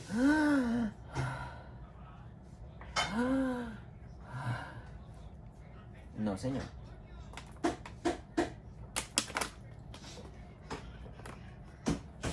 Las respiraciones superficiales se pueden identificar con un pequeño movimiento en la pared torácica, reducción de volumen corriente o una excursión torácica deficiente profundo de las respiraciones provocan una elevación,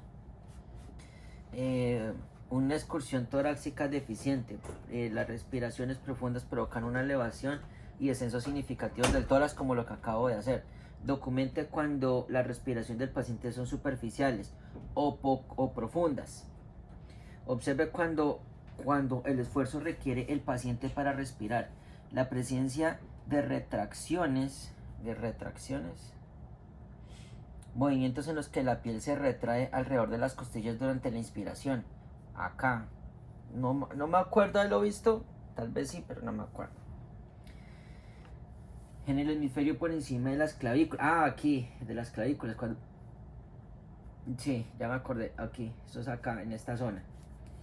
En los espacios entre las costillas, o el uso de músculos accesorios de respiración es una forma de respiración inadecuada. O sea, lo que estaba haciendo con las manos aquí así. Los músculos accesorios incluyen los músculos del... ¡Uy! Esto sale en una pregunta.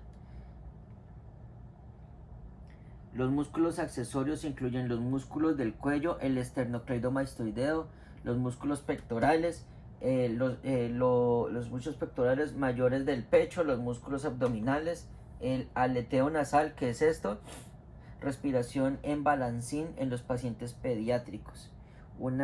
Presenta una respiración inadecuada, todo esto.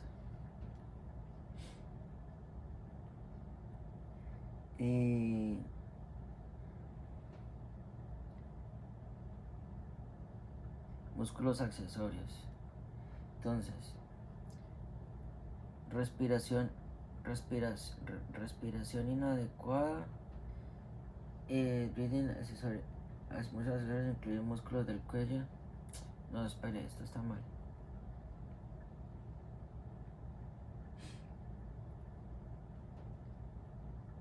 Los músculos accesorios incluyen músculos del cuello. Sí, entonces desde aquí.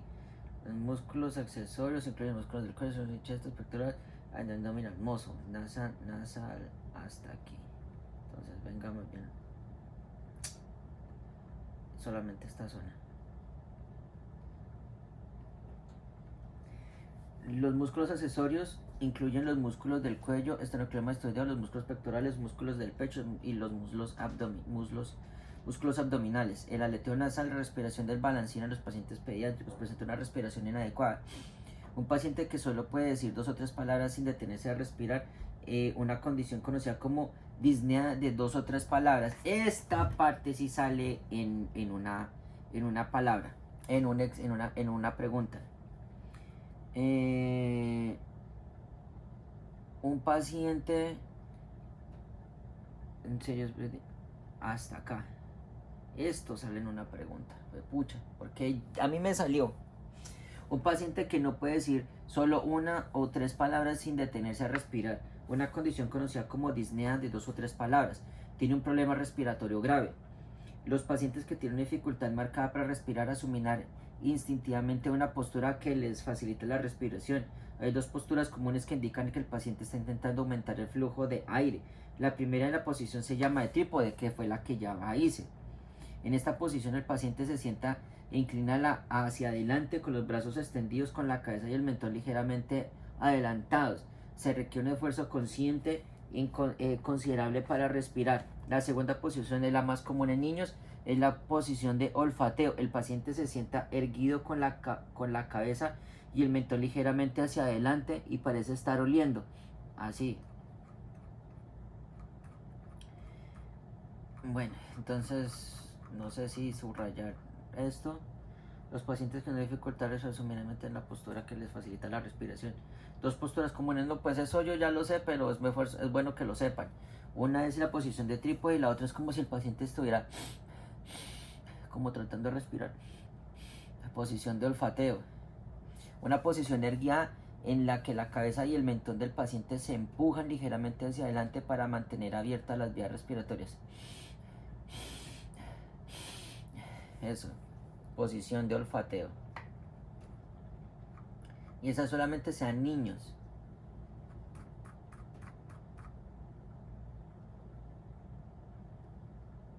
La respiración que vuelve... Espera un momentico, quiero ver algo. No sea pendejo.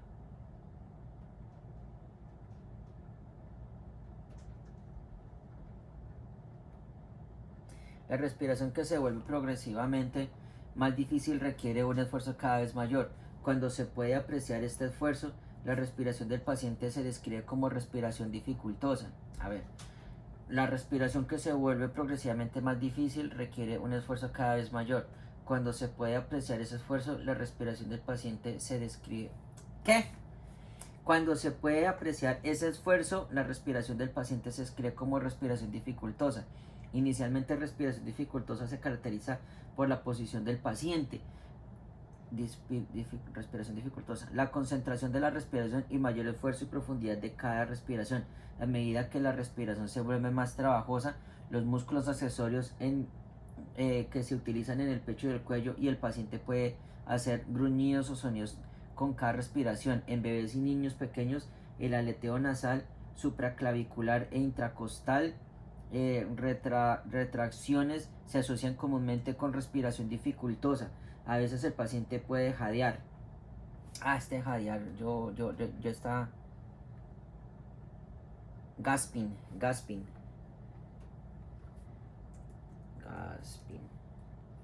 jadeo, acción de jadear.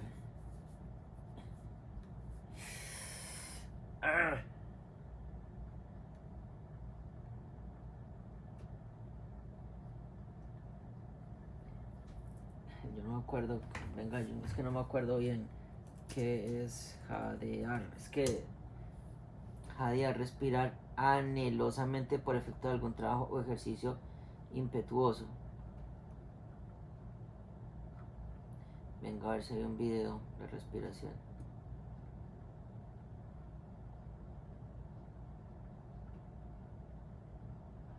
Ok, bien.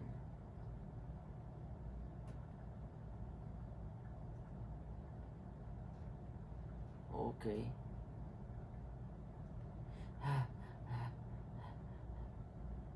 A ver.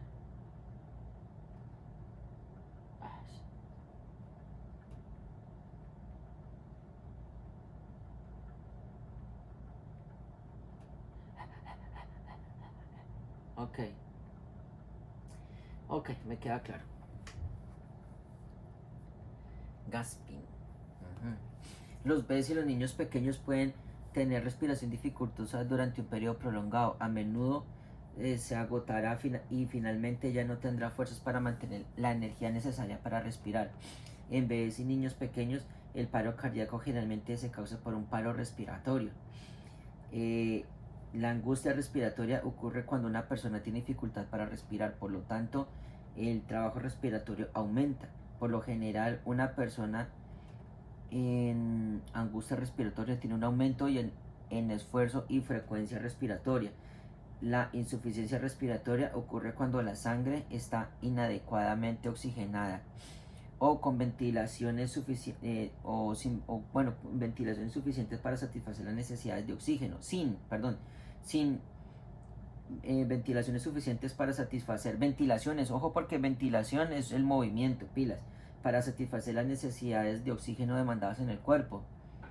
Una cosa es respiración, que es el respiración, y la otra es ventilación. Respiración y ventilación. Ventilación es el movimiento y respiración es el intercambio de gases, pilas, para satisfacer las necesidades de oxígeno, las demandas de oxígeno del cuerpo.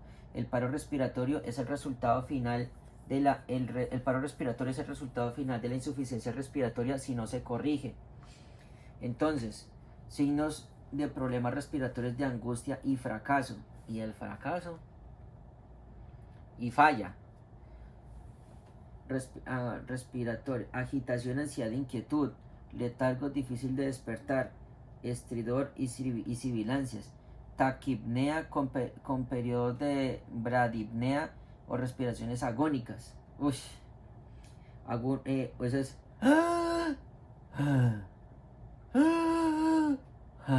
esas son las respiraciones agónicas.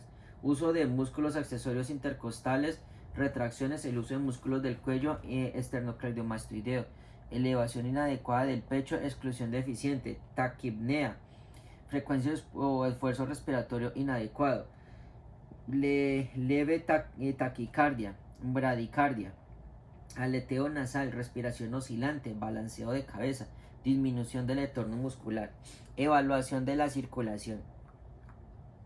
Espere que yo aquí quiero ver algo porque circulation,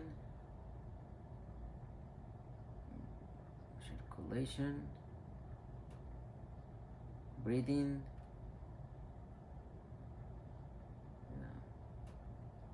no. Ok.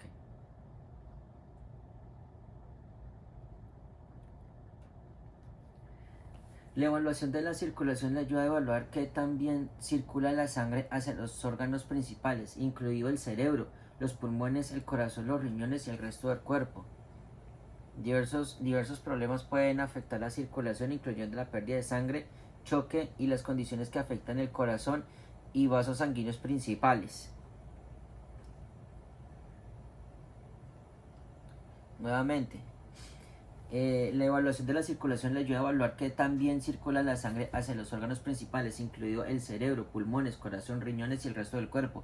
Una variedad de problemas pueden afectar la circulación, incluida la pérdida de sangre, shock y las condiciones que afectan el corazón, vasos sanguíneos principales. La circulación se evalúa evaluando el estado mental del paciente, las pulsaciones y el estado de la piel. El primer paso en la evaluación de cualquier paciente consiste en buscar, identificar y controlar rápidamente cualquier hemorragia externa grave. Entonces, esto lo voy a subrayar porque es verdad. Y sale en pregunta. El acceso o evaluar el pulso. Con cada latido del corazón, los ventrículos se contraen. Ya saben, contraen y expanden, expulsando con fuerza la sangre del corazón. El corazón impulsa y el corazón los impulsa hacia las arterias. Esto lo voy a subrayar porque se tenga en cuenta. Son arteries.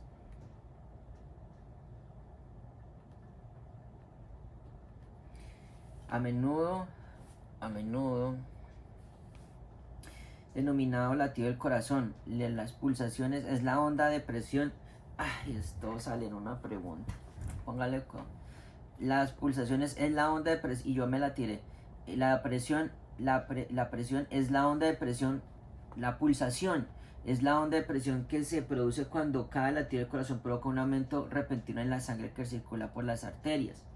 La pulsación se siente más fácilmente en un punto de pulso donde donde las arterias mayores se encuentran cerca de la superficie y se puede presionar suavemente contra un hueso, que es por ejemplo o un órgano sólido. Su primera consideración al tomar la pulsación es determinar si el paciente tiene uno. Para determinar si el pulso está presente, necesitas palpar, sentir el pulso. Mantenga juntos los dedos, el índice medio, y coloque el índice y el medio, y coloque las yemas de los dedos sobre el punto de pulsación del pulso. Presione suavemente contra la arteria hasta que sientas pulsaciones intermitentes. En pacientes receptivos mayores de un año, al palpar el pulso del radio de la muñeca, ¿qué? No, es el brachial.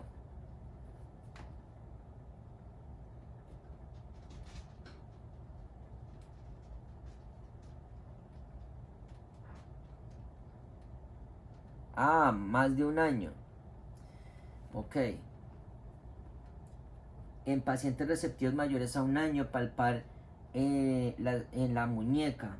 En pacientes mayores de un año que no responden, palpar la carótida en el cuello. Al palpar la carótida, el pulso, coloca las yemas de los dedos índice y medio en el centro de la garganta, en la tráquea, y luego deslice los dedos hacia usted en el surco entre la tráquea y el músculo del cuello. Esto coloca los dedos directamente sobre la arteria carótida. Solo se debe ejercer una presión suave en un lado del cuello. Nunca presione las arterias carótidas de ambos lados del cuello. Pilas con esto. Palpar con demasiada fuerza puede obstruir el flujo sanguíneo, especialmente en un paciente que tiene una mala perfusión, no es hipotenso. Madre. Nunca presione. Eso sale en una pregunta. De hecho, no sale en una pregunta, sino sale en una de las posibles respuestas. Y salen unas posibles respuestas de oprimir las dos. Entonces yo voy aquí.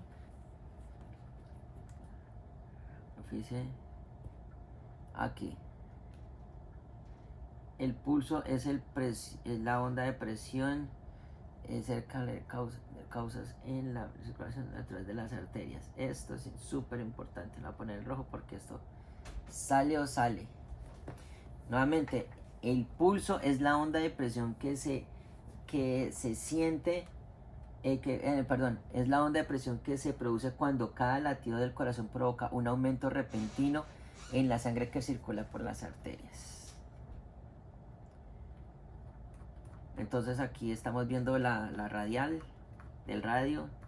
Esta es la carótida.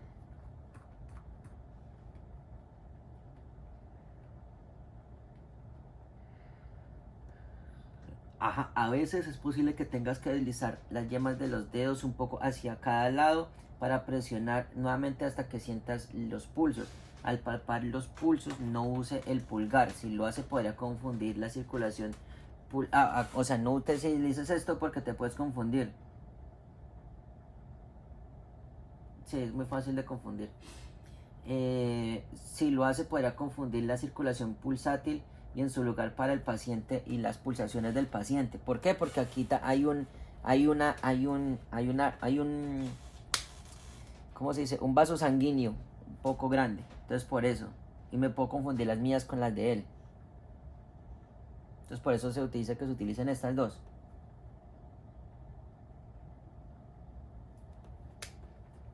Poblaciones especiales en los bebés, los pulsos radial y carótido son difíciles de localizar. Entonces por eso es donde se les hace aquí en esta zona, aquí el braquial, aquí. Palpar las pulsaciones braquiales cuando en la área media interior de la parte superior del brazo. En niños menores de 1 año. Pilas, en niños menores de 1 año.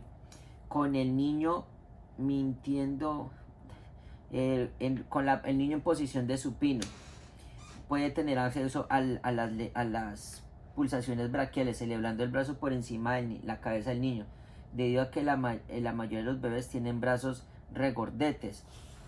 Debes presionar firmemente las yemas de los dedos adyacentes a lo largo de la arteria braquial, que se encuentra paralelo al eje largo de la parte superior del brazo, lo que está diciendo acá, para poder palpar las pulsaciones.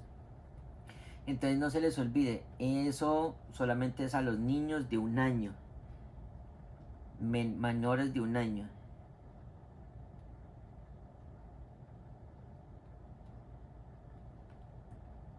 Y esto también, esto de poblaciones especiales. Entonces vea, aquí se les levanta el bracito y se les toca acá.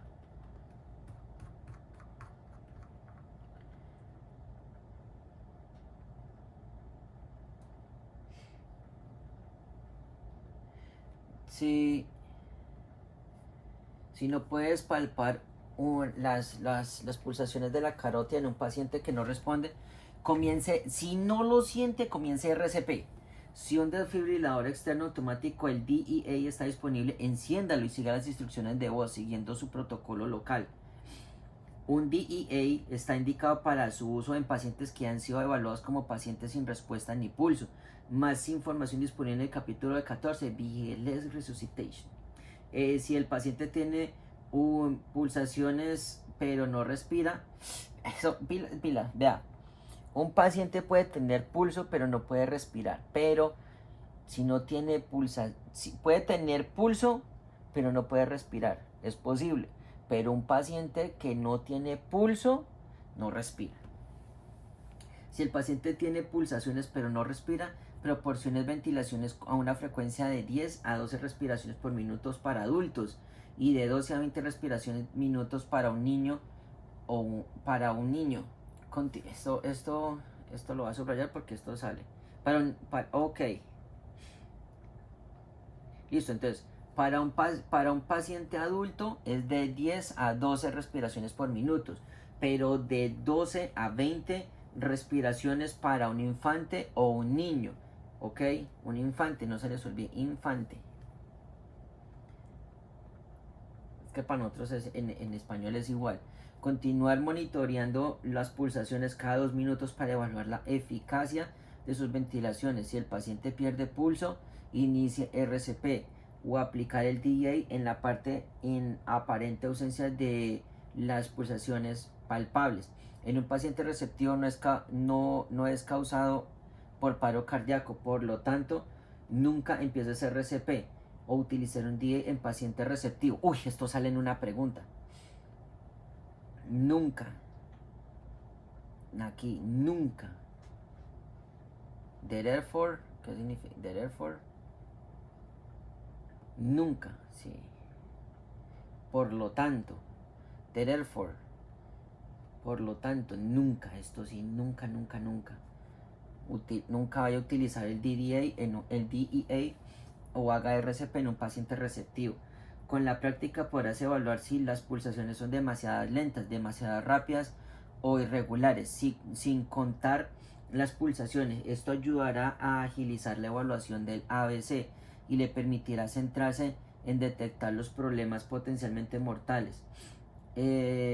Las pulsaciones a una velocidad demasiado lenta o demasiado rápida puede cambiar las decisiones relacionadas con el transporte de su paciente. Las pulsaciones deben sentirse fácilmente en el radio, en la carótida, y tener un ritmo regular. Es difícil de sentir o es irregular. El paciente puede tener problemas con su sistema circulatorio, que puede necesitar una evaluación más detallada más adelante en su evaluación. Ok, esto hasta aquí vamos muy bien, teniendo en cuenta todo lo que hace referente a cómo evaluar el ABC, ¿no? Bueno, con esto vamos a dejar este capítulo de hoy hasta acá. Mañana vamos a empezar con las condiciones de la piel. Bueno, entonces prepárense, porque yo lo dije, este capítulo es demasiado largo, es uno de los más largos que tiene el libro. Hay más, pero este es uno de los más largos. Son capítulos de 60, 50 hojas. Este son de 64 o 64, 62 hojas. Pero este es uno de los más largos que hay. Bueno, entonces estamos en contacto y cambio y fuera.